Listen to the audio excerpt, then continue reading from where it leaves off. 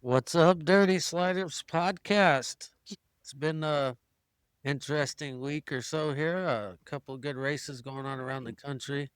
We have a guest tonight, local to San Diego. Uh, Miss One Trish Salazar, promoter, owner, Barona Speedway. Trish, tell us a little bit how you got into this whole racing thing with all this crazy people. Well, thanks for having me, you guys. I've been watching your stuff on and off for I don't know how long you guys been doing this. About a year? No, we started in August, but thanks for watching it. We're having fun. Yeah. Yeah, I Same. don't do it consistently. I can't lie about that, but I do time to time. When I have time, I'll watch it. Um, so thanks for having me and thanks for doing this because as you know, it's a dying breed, it's a dying sport, and so all the support we can get, it's always appreciated. Um, but yeah, here we go. This is getting ready to kick off for us. It's for myself doing this. It'll be like my fifth season doing it alone this year. Alone meaning Todd and I. So, here we go. Well, How'd you you guys have had the track for how long, including juniors, seniors? Todd's done this himself. Todd's done this himself for 25 years with his the past 20 something years with his family. So, I don't really have much to say about that whole past other than if you don't have nothing nice to say, don't say it at all. So I'll leave that aside. We'll pick up the pieces and move forward. Um, but yeah, here we are. So 2025. you said like 5 years of you doing this with Todd. Um, from coming in from the outside to where you are now, heavily involved in the track. What are some things that you've seen grow that wasn't necessarily there before you got in there? Like, what have you helped build on the track? Um, well, we kind of revamped the place, I guess the Salazar family did starting in what, like 2018, maybe 2019. Um, kind of started there a little bit with everybody and then COVID hit and things kind of really changed for us and then we was supposed to be kind of like we were going to be getting out of it. The Salazars were in 2021 and then we picked up and did it ourselves, Todd and I. So, I would say growth wise for us, um, just nothing but good positivity. Like growing the racing consistency, everything takes a lot of time. It's like you think something's going to happen in one race where it takes one season to grow through something, Your personnel, your team running the show, it's like it's things don't happen mid-season, right? So when you start a season, you pick up and you go and you try and fix things through the season, but as far as like major changes unless it's like something, like a I don't know, family emergency or somebody that's got to be replaced, you just work through things. I'd I've say I, consistency of building the sport here at Barona would probably be my biggest thing. Well, I've and noticed just in the last 2 or 3 years the upgrades. For example, the bathrooms you guys are putting in the pit area and the facility in general. The track has obviously had a bunch of work done. It's been really smooth and really good racing over the last 2 or 3 years. Um, so for us as drivers, I don't think you get enough respect, or I don't want to say respect. You don't get enough props for what you guys are doing to the track. It's usually the black eye of, we didn't agree with this call or that call, but it's not. You guys are doing so much to the facility to make sure that we have a comfortable place to race. I'll have to agree with you on that. So, I think just like the overall appearance of the place in the past, few years has definitely gotten better. I mean, it's like my dad came out, helped us a couple weeks ago, and he doesn't come out often, but he says, "Gosh, this place, you could really tell that it's I take pride in it, I take pride in everything out there. I would want it to be done for myself as I would for anyone else that comes there, So if something's not right, it bothers me. That's just how I operate.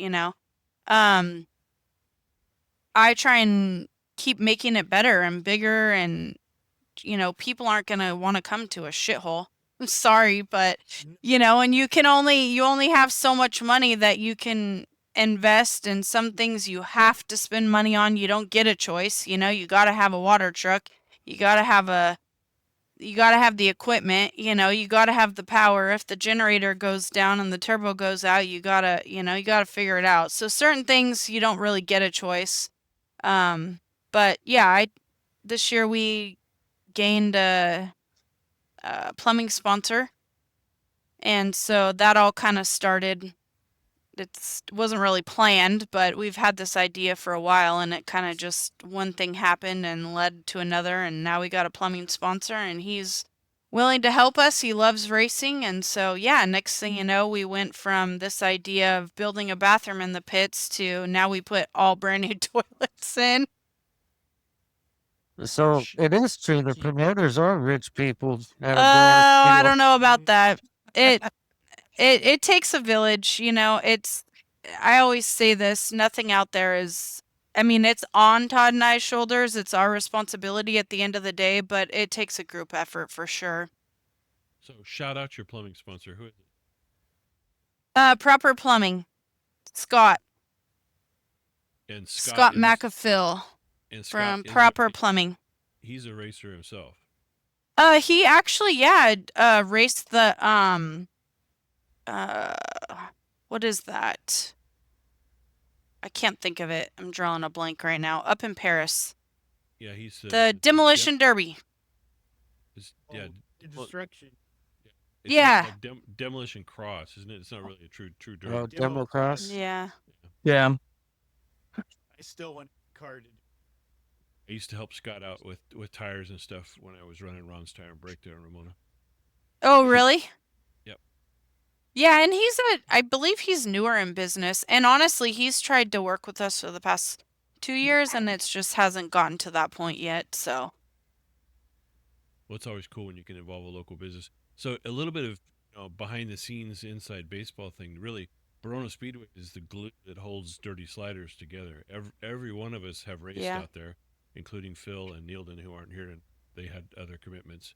I've served as a track official. I've served as a tech and class rep official for the dwarf classes. What else have I done? The tech for the big cars. Just wherever I could fit in is what I tried to Something do. about a flag stand you guys built or Yeah, helped build. well, that was Yeah. me, Phil, and Neilden. We built the flag stand, which was really cool. I really love the way it came out. I mean, I yeah, remember Yeah, some and guy always putting up like $50 or $100 every week at the track a couple years back on Dash for Cash. so we can talk about that. Um, He's talking about the money I used to throw out there. oh, Raz. Yeah. Yeah. but Trisha, I think know I where you were know. about to go. We'll stay away from there. No, it's not anything bad. It's just that as a whole and the whole picture of the Dash for Cash and stuff, like money gets real sticky when you start dealing with people's money, anywhere from $1 to $200 to thousands of dollars. That's if somebody gives the racetrack some and they're not happy with it, you don't want that, right? So when people start giving their money, there's got to be a real strict guideline of how you deal with that money, and the whole Dash for Cash kind of started getting a little sloppy, in my opinion, for a little sloppy for my liking. And then it was like, oh, someone give $200 here, someone give $100 here. Well, I can't keep track of all that because I don't know it. So just kind of little too messy.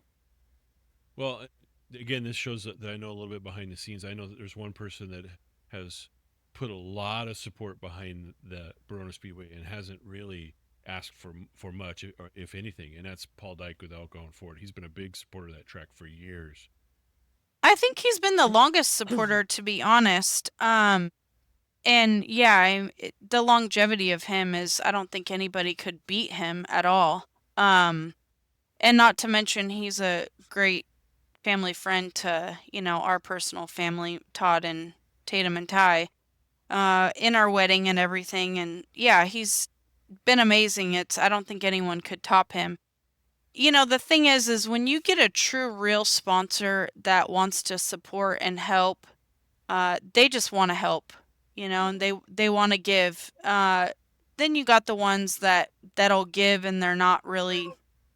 They're given because they want an ulterior motive behind it. You get those too, but and I've learned that through the years, and that's why I try and be really strict with like the sponsoring and collecting, and because I want to know, I don't want anyone not to be happy, and it happens. Right. So, but yeah, Paul Dyke, he's been amazing. We utilize his dealership for our meetings. We've been having weekly meetings there for the past 2 months. Whatever we need, he helps us. So he's great. Couldn't do it without Elkhorn Ford. Yeah, So- I'll say, I mean, this has been around for a few years at Barona. Really? You kind of met Paul just randomly walking around with Brink. He's a regular at the racetrack. You would Oh, never yeah. know he's a regular guy. Who's Brent said who Paul was. You would think he'd be a little more. He is just a regular guy, just out there. No, he's a gets in racer, his car and gets, having fun. gets in his car and gets dirty and has fun like the rest of them. Yeah. So I think most of the people that enjoy racing and come out are that type of people, I don't Mhm. very seldom, I mean, unless you got the news people there, the news stations, or I don't know, maybe like a politician or some military guys in suits. I mean, everybody's really just wants to come have a good time. So, what would you say is the biggest surprise you've had to deal with since, let's call it, since the last 5 years? When the training wheels came off and it's just you and Todd. What's the thing that surprised you the most? Um, how difficult people are to deal with. I don't think that was a surprise. no, that's not a surprise, 'cause like I came into it pretty green, like, oh, you gotta love everybody, but then you start dealing with the people and you learn that, some people are there to take advantage. Probably the biggest hurdle is getting the support, getting the sponsors, getting the people there to support the racetrack. It's taken me a long time. Sometimes sponsors, it'll take me 2 to 3 years to like lock in a deal, right? And then you're constantly looking for support, and it's like you constantly could use a sponsor, you constantly need this or you constantly need that. And one thing I've noticed is the racers, they don't like to share. They don't. I kind of given up on asking, hey, do you guys, I mean, there is some, don't get me wrong, for instance, Paul Dyke, Elkhorn Ford, but he also is a business owner, kind of understands it a little bit differently, I guess. I would say probably that portion of it is the sponsorship and the support, because it's a lot of work. Going out and following up, and nobody just opens their wallet for you. It's work to gain their support of what they want to give. Todd and I both work full-time jobs, so it's not like I just have, 7 days a week to go out and do all this stuff. I'm doing this on top of raising my kids and working a full-time job, so Oh, come on. We know. Takes all know time. The truth. We all know the truth. You open those pit gates at 12 o'clock and just collect the money for the rest of the day. oh yeah. Yeah.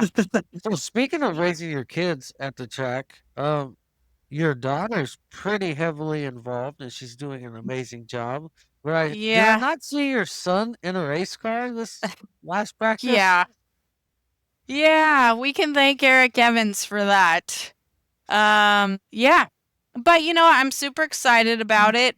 So little Ty, he's kind of just uh so Tatum was always kind of like a fill-in, and um she'd go here and she'd go there. She's very smart for her age. She's 14. And she always wanted to like be involved, and but then all of a sudden we started like dedicating her jobs, right? And she ran the souvenir shop 2 years ago all on her own. She did it all. Um and then actually a racer told me one day, they said, you need to get your daughter into scoring. She's at the age, it's a good age for her to start and learning. And I thought, that's a great idea. And not only that, it's a challenge for her, so it gives her something to learn, and she's growing through it. And so she did that all last season. She's really enjoyed it. But then Ty, he kind of just gets bounced around like a yo-yo, it's like poor kid. It's like I don't have time to babysit him, and he's like, "Can I bring my friends?" And I'm like, "No, I'm not being responsible for someone else's kid." And it's like, "That's my little boy running around. Y'all better look out for him." So, then it's I mean, he took a good liking to Nick Novak's boy and Robert Warner's boy. They're a little bit older than him, but those kids really helped him and took him under their wing. And um he drives his little cart around the track when nobody's there, like he owns the place. And then I think it was Eric Evans was asking him the last practice, "Hey, you want to get in a race car?" And he says, "Oh yeah," he was all for it. Cuz you'll ask him, he really, believe it or not, is shy. So you'll ask him and he'll tell you no, but then it happened. And so then one He's thing led to definitely a another. And daredevil. oh yeah, I haven't even been able to process the thoughts about my emotions about this Saturday cuz I'm worried about everything else, right? And it's like I don't do drama, so I ain't gonna get involved in the kid parent drama. I ain't doing that crap. So, I mean, I'm happy to say I'm sorry if my kid messed up or did something wrong, but I ain't got no time for that drama. The So way he we'll drives see. the golf cart around the track, I'm sure he'll do just fine in a car. He just walked in. They're asking about you racing on Saturday, Ty. He's excited about it. No, so Ernie Medina stepped up and offered. He's got a car sitting in his garage that his son raced, and so I don't know. We'll see how it goes. That's I Well, another wasn't guy, a Ernie Medina. He's been doing a lot around the track, and not only that, I think he can field every pony stock on the track if in he my wanted to. purse. He's got a bunch of them. Ernie Medina is, right up there with Paul Dyke. I mean, the amount of hours that Ernie Medina has put out there on a machine in the past 4 years, I mean, I know he has a tally. He tells me he's got a notebook. I would never be able to replace him. So this whole bathroom idea thing, I'll just touch base with you guys on how it kind of started. We got some sea containers somebody was looking to get rid of. Um, Jess, the tow truck guy. And so we got them, and that was a team effort too. Took a lot of people to get them up there. And I was like, what in the world are we going to do with, oh, great, more sea containers, right? Because those things can be an eyesore. So I was like, oh, by the time I came up with the idea, let's build a bathroom out of one. So, we spend about $1,000 a month on porta potties. So it's a big expense for the bathrooms. And plus, we don't have sinks and everything. So, that's where this whole bathroom thing started. And so one thing led to another. We went out, we bought a septic tank, brought it up, dug the hole, Accurate Underground donated the infiltrators. So we set all the infrastructure in the ground, put it there. Ernie built this whole, he calls it like Disneyland. He has ideas like building Disneyland. So he built this whole thing. He's done it all. And I'm going to keep going. So here we are. My goal is to have it probably, my goal is middle of the season. We'll see. You know, if it's a successful, good season and things go well, it'll all fall into place. But we'll see. Well, the nice thing about Tatum getting behind the wheel of race cars, he'll never have enough money for drugs. Ty. Tatum's Ty, yeah. done. Yeah. Yeah, So- well, the reason why we stopped Tatum racing was, well, there's a couple things I won't talk about on air, but one of them for me was she ran out of gas during a race one night. She had a flat tire. Like, it was, sorry for my language, it was fucking embarrassing. I'm like, you guys, we're running this racetrack and our kid runs out of gas? Like, that's terrible. So I hope to God it's a whole nother scene with Ty, but we'll see. We'll see.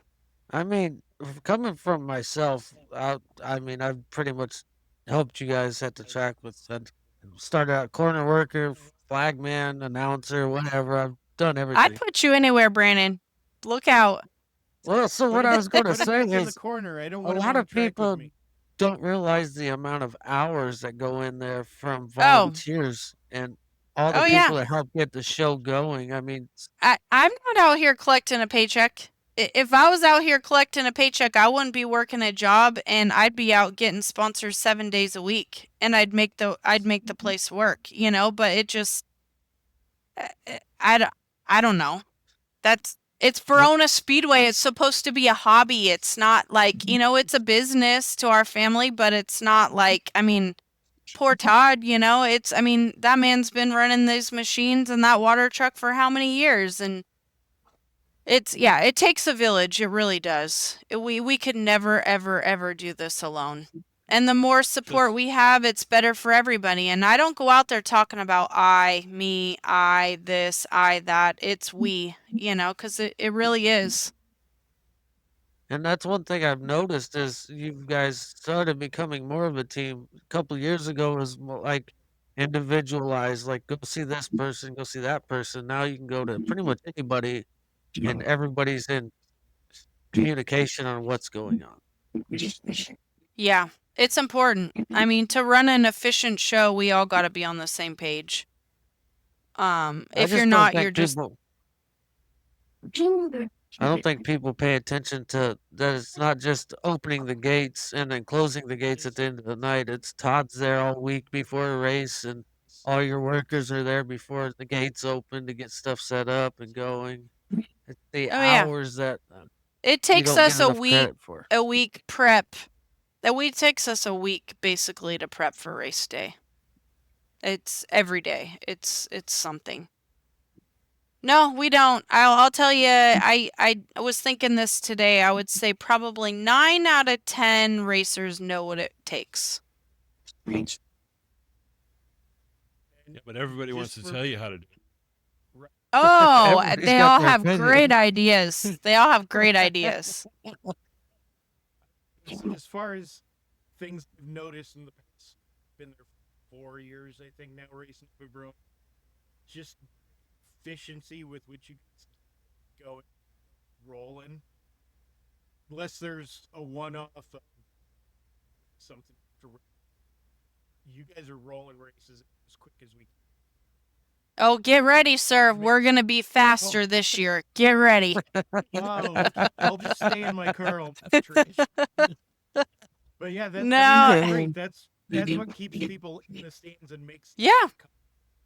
Yeah, that's one of the biggest complaints I get, and probably one of them is people complaining about the timing, or we watch these guys do this forever, or you put this shitty class before this class, or you know, those are a lot of the complaints, and you know, people don't want to. They want to come there. We're in the entertainment business. We're there to put on a show. We're not there to hang out at Disneyland for the day and take pictures. I mean, you know, it's moving. So speaking of that, Yeah. As a owner slash promoter, how do you guys determine which classes to put on the schedule? I know we were trying to build like the IMCA hobby stocks and stock cars. How do you determine how many races they get a year in order to get those classes built up? So, um, every year when I create the schedule, I look at the past couple of years. I bring it all out and I kind of put it out like a spreadsheet, right? And this year's a lot different for everybody, and it didn't really have anything to do with one class really being better than the other.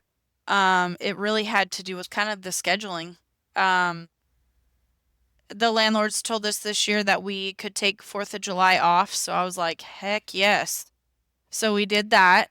And then we got the Dwarf Car National, so that, we lost a whole weekend there. So that puts us losing 2 weekends.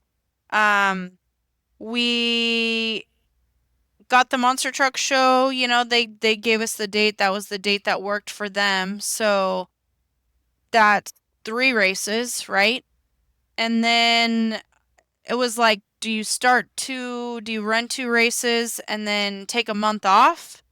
Or do you just push opening day out? Because last year we opened March 15th and we had 2 rainouts. So we took a month off because we had 2 rainouts.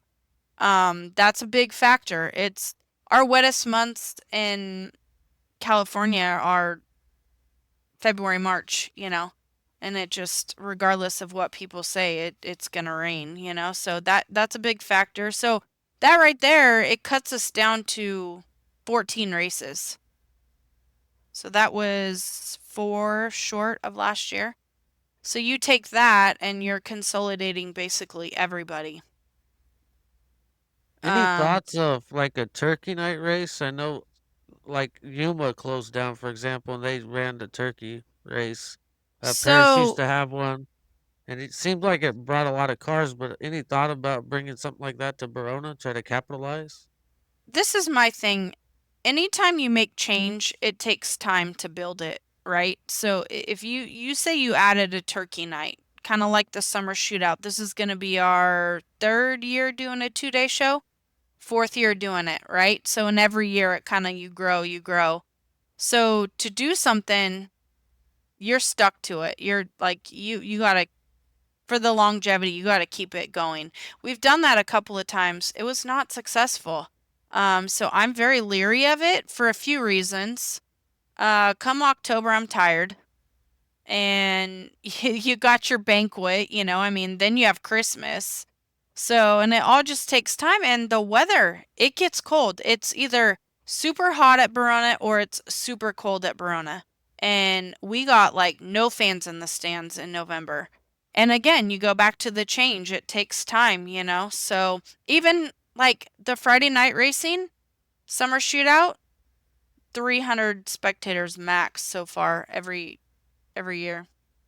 So to go out and just do that, I mean, yes, we could try it. Todd actually did ask me to do it this year and said to be determined, but I kind of said no.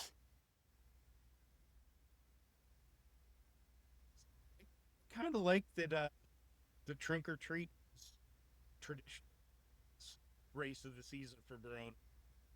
All the classes out there, the kids on the track. Those kids have time that night. Last year was it was rough last year. I mean, we finished racing at 11:45. You had 1,000 fans in the stands and lots of complaints, right? 1,000 people. You either make 1,000 people happy or you make them unhappy. And if you lose those 1,000 people, they ain't coming back. So I cut the classes this year just because of the timing and again, trying to be efficient with the show and this and that. I've caught a lot of flack already on that. The topless mods and sport mods, they really want to. If we can run a real efficient season and we can all stay on track and it takes adding an hour, I might add them. But you can't piss off 1,000 people in the stands versus 100 race car drivers. You just can't do it. What about putting like the trunk or treat earlier before the races, maybe, and just like advertise that in order to get like the topless modifieds? Because topless modifieds are pretty freaking cool to watch, and a lot of people do like to watch those. Yeah, I told our team because we talked about it. I said, well, let's reassess at the middle of the season. Here You we can are always telling her adjust. how to run the racetrack now. I'm not telling.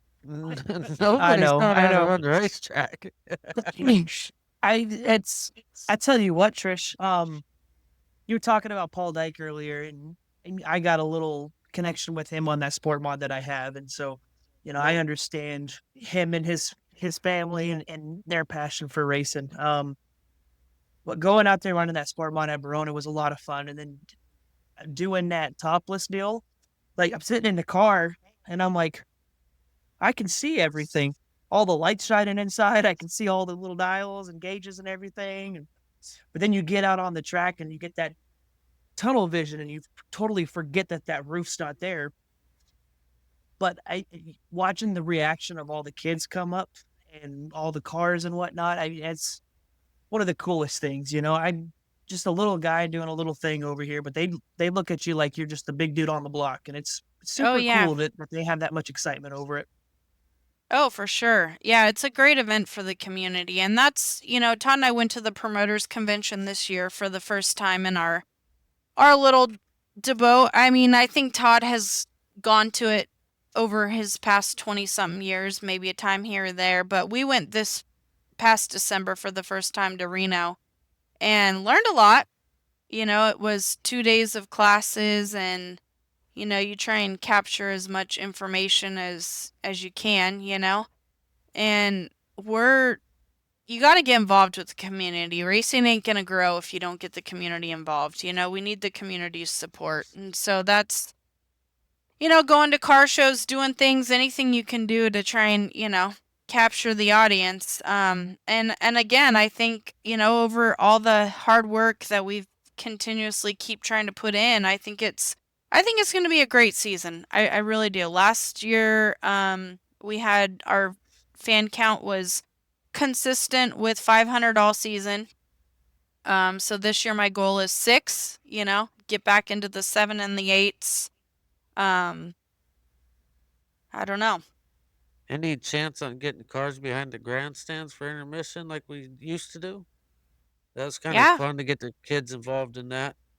we can definitely do that. Putting in like a fan zone. Yeah, that's definitely need to create an area over there. Few concerns I have going over there though. It's so dark and these guys driving over there, it's scary, man. Once they leave those pits, it's like, ugh. But yeah, Mhm. we should get back into that. This year the CHP is gonna pick a few races and come out this season. They want to start getting involved and like set up a booth. I do have a first responders night that I scheduled. I didn't put on the schedule, but it's August 30th, so we'll have like all the police, SWAT team, all those guys are gonna come out that night. So yeah, we'll start Cool. incorporating some more things. So maybe we can get one of the CHP guys in a pure stock or something that night during intermission or something. That'd be cool. It'd have to be a conversation. I don't know how we would do that, and I hate to say it, and I hate to be this way, but then you always go back to the whole insurance liability portion of it, right? You always have Mhm. these great ideas, but then it's like, well, let's look at the logistics of it. That last time we did that KUSI deal, that probably shouldn't have happened. Well, so what I'm trying to do is get people to realize that it's not just a thought that you can just throw out there and you can run with it. Like you as a business has to think about all these different aspects. So people watching this can understand a little bit that yeah, you can throw an idea out there. It might sound great, but there's so much more that goes into it. Yeah, like, There's a Matt thousand Murphy, things he that goes. yeah, that people don't think about that. So it's I mean, to put a CHP officer while he's on the clock in a race car and something happens to the guy, I'm responsible, you know? So, but Mhm. most people wouldn't look at it like that. And But so just touching on what Brandon said about if we can swing or if you guys can find a way to swing cars out there behind the grid, that is actually what made a first dwarf car. really, Went up there. I think we had lawnmowers that night. Isabella, somebody else brought their car behind the scenes. Hey, this will fit my garage. I'm these to go. And that's how I got yeah. started with Tommy and Junior. Also, Tommy and Junior had his modified back behind the stands after I followed him up the hill to figure out that there was a dirt track in San Diego. And I understand what you're saying, Trish. All the no lights, you get out there at dark. I'm willing to help. I'm sure we all are trying to figure out what's safe and fun for everybody. Just to Yeah, or even put the cars out there, you know, say put them out there from like say 3 to 5, you know, make a designated time like before the drivers meeting, you know, or something along those lines. Yeah, I'm totally down. We just have to make it happen. The problem too is, and I'm take so much blame on a lot of this is, you know, once you can only do so much as a person, right? And when the gates open, you're kind of just focused. Like a lot of things, it's better to plan behind the scenes and make it happen than it is like to go out on a whim on race day, you know? stand by for next week. Maybe I'll get some of Trish going here, going there on Ah, her gator around the Oh track. oh yeah, we my, need Show you just how much stuff she is doing we to we race. we gotta jump in Trish's golf cart on race day with our cameras so we can post it on our YouTube. Follow oh her my for gosh, 10 minutes. so I have a story about that. One time, I won't say any names. They got in the cart with me and I said, "Oh, what are you doing?" And he says, "Oh, I'm going to go for a ride with you so you don't get upset or you don't get mad or whatever." And I was like, "Oh, okay, whatever." And so then we get in and we're cruising and they're like, "Calm down," or whatever. And next thing you know, we stop. There's one person, 5 person, 10 people. And then by the end of it, they're going, "Now wonder why you're so crazy." They're like, "Oh my God." I'm like, "Yeah, you see this?" I'm like, you wouldn't believe the stuff that everybody wants to stop and tell you some or tell you this. And it's wild. It's really hard. I don't know how I could honestly, truly explain it to anyone without just jumping in the fire and going. Well, after the monster trucks, I know where you go to get your Zen time on top of the hill back there. Oh, yeah, that's Todd's. Todd's got time during the races for that. That was pretty cool. I like going up there. I do not go up there during racing unless I need to find somebody that's up there. Well, you can spot anybody at the track from up there. That was a pretty cool spot, but nobody Yeah, else needs to know where it's at. yeah. That was a pretty wild experience. That was a lot of people. Holy cow! Talking about parking people at that racetrack on a monster truck show, get out. I'll show you a picture. I showed some people last night. Would you They say were they had, Brandon, parking 3,500? It was there was what? 7,000 people on property. Jeez. So if you Holy divide shit. that Wow. with 3,500 cars, maybe. It was 800 cars for the first show and 1,300 for the second. Good night. This is I don't know if you could see it. The glare's pretty. Let me try and turn my light off. Maybe not. The cars were all the way into the track exit. You can't see it, but they were all the way in the pits. It was crazy. We ran out of room. So they were parking all the way in the pits. And they weren't just single Where park, theirs Dennis were double Taylor, to oh triple yeah. park. And then they were having to turn around and walk all the way over there. Yeah. I People guess were that's a good packed in the problem. pit area on that concrete slab that Phil used to pit at, and walking from there all the way over to turn two to get in, and then walk over to the front It stretch or was wherever. crazy. Like I said, there's worse problems to have, right? Yeah, I mean, it was nerve-wracking because the whole handicap thing that kind of went under the wayside. So I'm still not 100%. It was just too many people, not enough order, too many people. They sold too many tickets, and If we can get a so quarter of those people on a Saturday night to come join us, yeah. would be So outstanding, though. we handed out over 2,000 schedules, so that was pretty awesome. Nice. Good. Yeah. So we had you on tonight because the Greg Smith Memorial opening night is coming up this Saturday, and the other reason why we had you on here is because we're gonna tease a little something that Dirty Sliders is gonna do to track.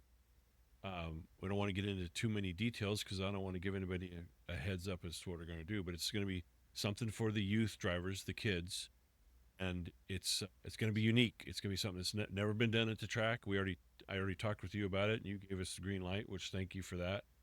And we're going to do something really, I think, really fun for the kids, and it'll be fun to watch too.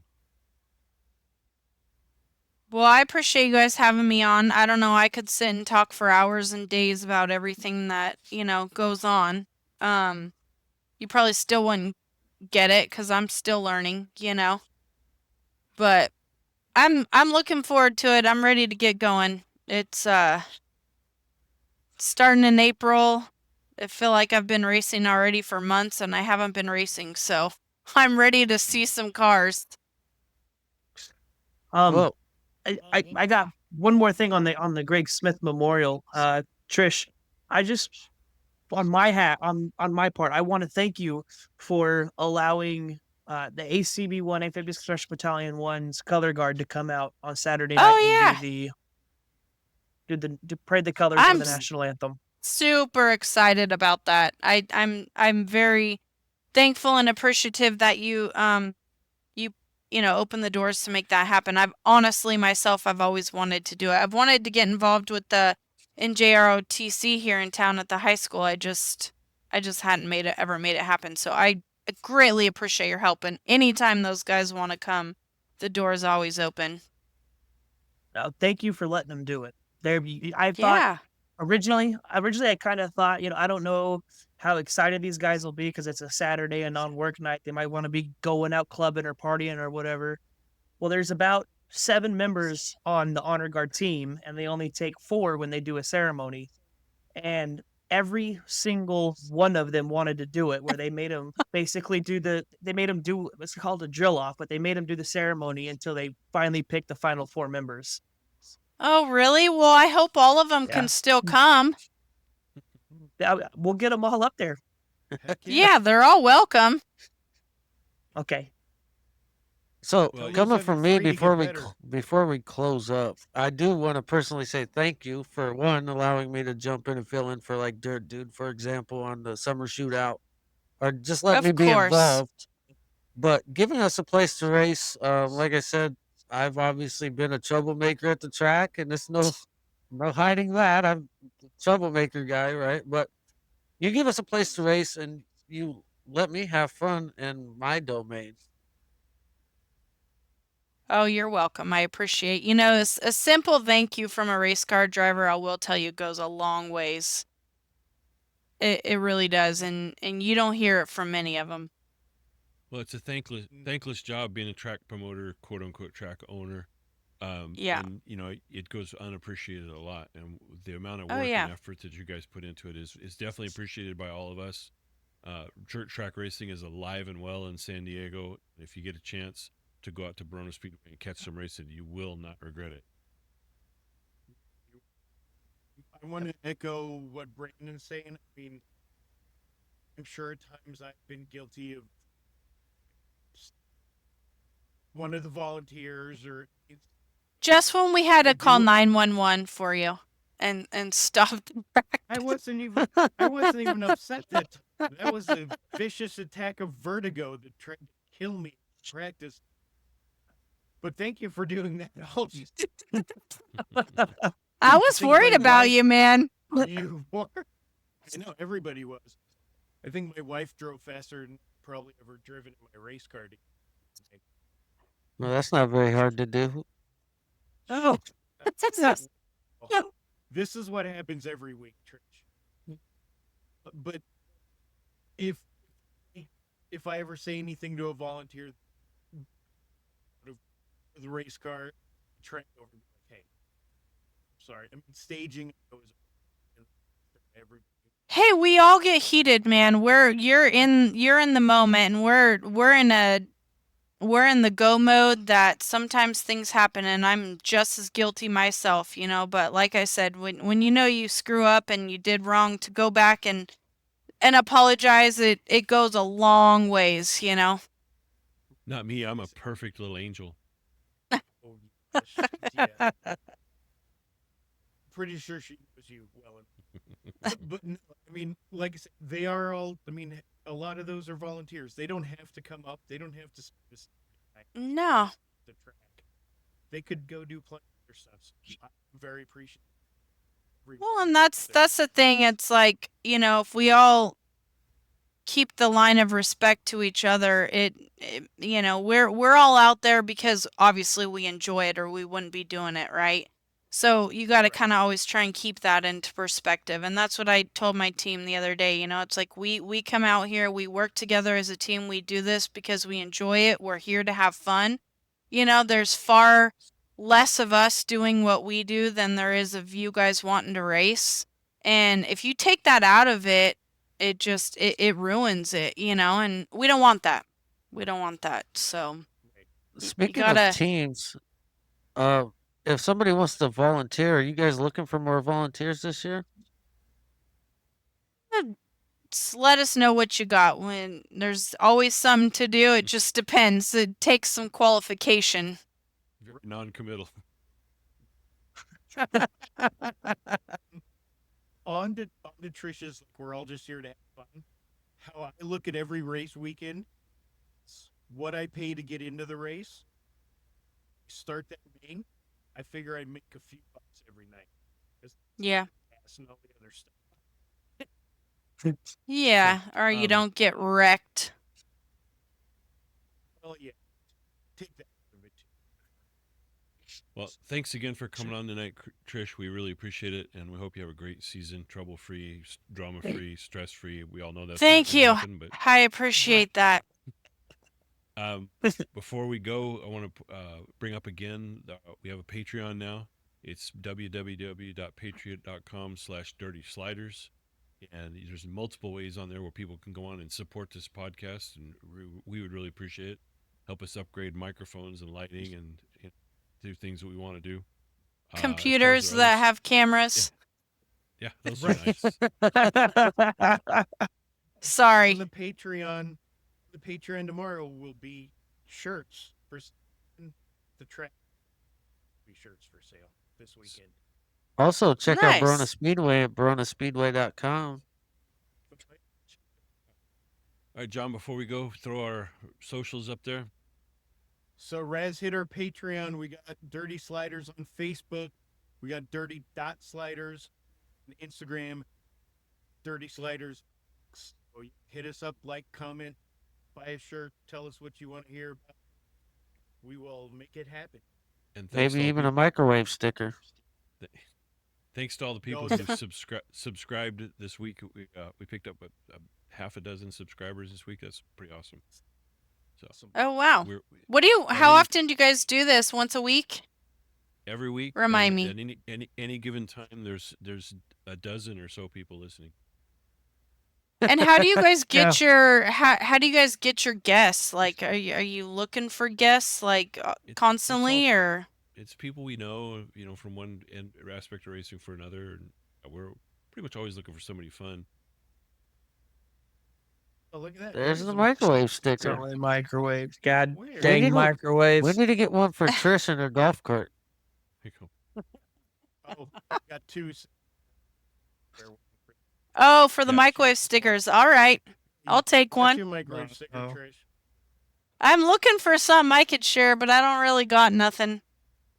No, Just a bunch of paperwork. Good night, I everybody. might know that. All right, good night, guys. Good night. Thank you. Yep. Thanks Night. for